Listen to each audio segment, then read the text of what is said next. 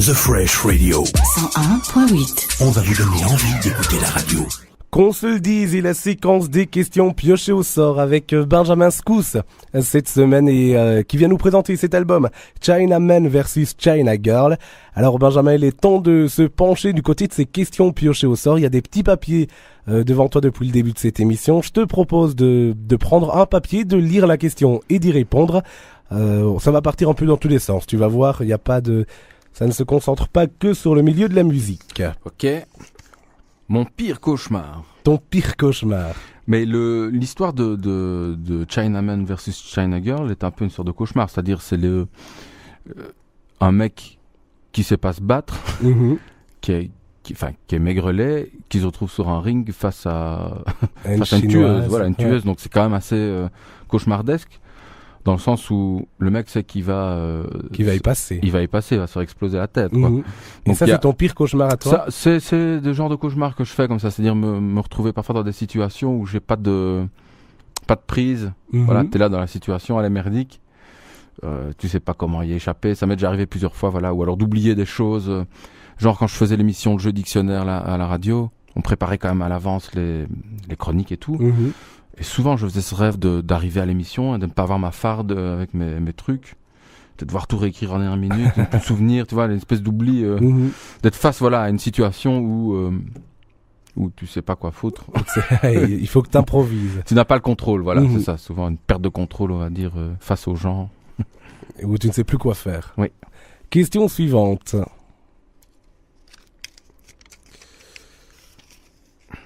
Mon plus beau souvenir artistique. Il y en a quelques-uns quand même. C'est vrai que j'ai eu la chance quand même de pouvoir faire de la musique avec des gens que j'aime, des artistes que j'aimais, que j'écoutais quand j'étais adolescent, qui m'ont vraiment inspiré. Je parle par exemple sur mon album, il y a Laetitia Sadier du groupe Stéréolab. C'était vraiment un groupe que j'allais voir quand j'étais jeune en concert et qui a eu à l'époque de la Noisy Pub et qui a eu vraiment une influence sur moi. Donc pouvoir rencontrer des idoles. Ouais, voilà. Il y a Chrissy Hine quand même sur l'album du groupe Les Pretenders, qui est quand même vraiment qui est un groupe énorme, quoi. C'était comme rencontrer Bono quelque part, ou Simple Mind, tu vois. Donc ça, c'est vraiment des gens que j'ai pu comme ça rencontrer et faire de la musique avec. C'est complètement inespéré, quoi.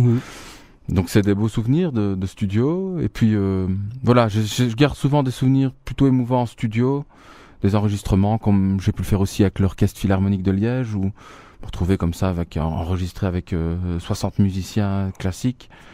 Ça, c'est des beaux souvenirs, quoi, oui. Des souvenirs qui restent à jamais gravés. On peut dire ça gravé sur support sonore. Voilà. Question suivante.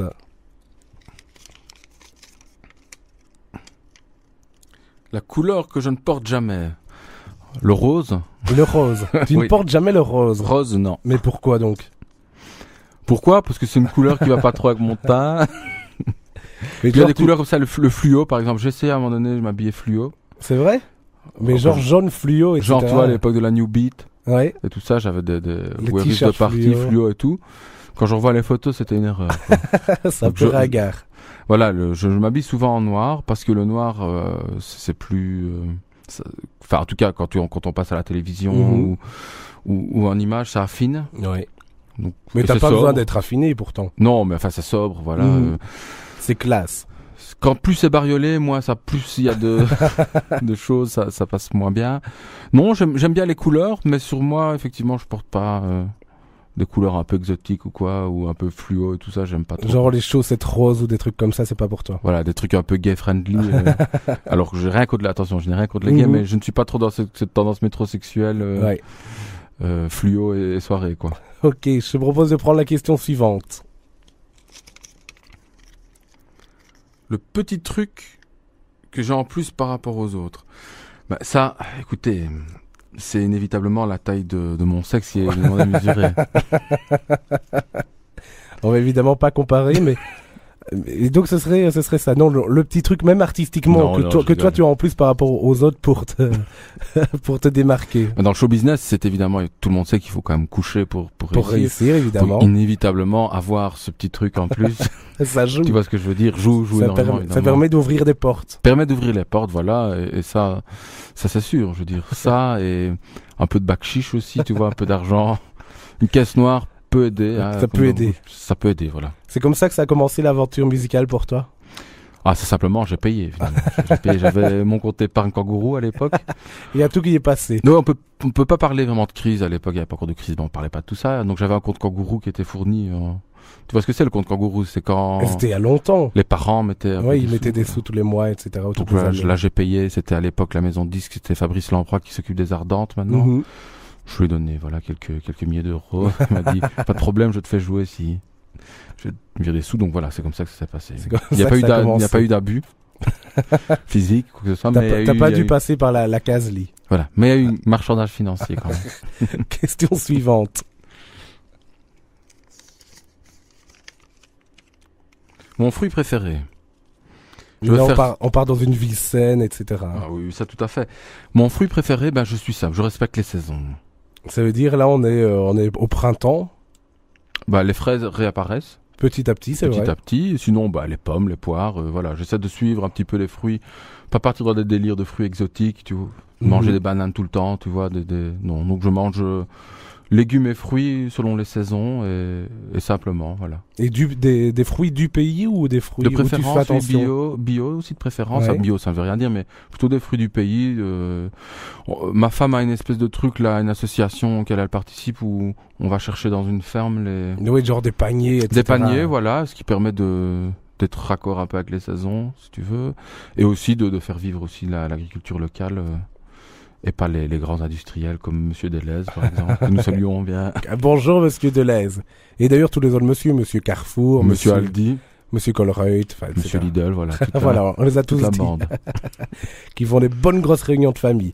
Voilà, des fruits de saison, y faire vivre l'agriculture locale. Pas trop de viande aussi, mais ça, c'est pas, on peut parler de fruits et légumes, mais... Pas trop de viande. Non, pas trop de viande. Je trouve qu'on mange trop de viande, voilà. Donc, je mange aussi de protéines et de la viande, mais je me limite quand même aussi au niveau quantité. T'as une vraie vie saine, en fait. Ouais. Tu fais bien attention.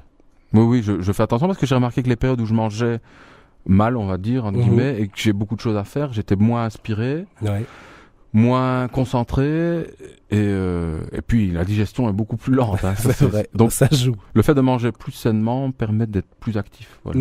Écoute, il reste 2 questions, on va en prendre une. Oui. Attention, fais le bon choix. 1, 2. Attention. Et voilà la dernière question, attention, c'est... La phrase que tu répètes le plus souvent. Alors, qu'est-ce que c'est? La phrase que je répète le plus souvent. Genre un petit tic de langage ou quoi que tu as régulièrement. Ouais, au niveau gros mots, il y en a quelques-uns qui reviennent. Ouais. Les meilleurs gros mots, c'est quoi? Tu veux vraiment que je... on peut le faire. Une expression que j'aime bien, que je dis souvent, c'est bordel de cul de pute. Ah, bordel de cul de pute. Je n'ai jamais entendu celle-là. Voilà, c'est un tableau assez complet. C'est vraiment... On fait le tour. Qui fait un peu le tour, je dirais, de la grossièreté. Voilà. Mais souvent, quand je suis énervé, je dis bordel de cul de pute. Bordel de cul de pute. On va penser à tous les gens qui sont en train d'écouter la radio pour le moment. Tous ceux qui sont d'ailleurs rue Marnix, ici à Sora, qui nous écoutent. Bordel de cul de pute, on va terminer avec cette très belle expression. Merci beaucoup Benjamin, on se retrouve dans un instant pour continuer évidemment. Elle ne se retrouve pas dans l'album, cette expression. C'est-à-dire que les gens qui achèteront l'album auront quand même un univers civilisé, assez classieux, il n'y a pas de gros mots. Il n'y a pas de gros mots. Il n'y a pas un seul gros mot sur l'album. Non.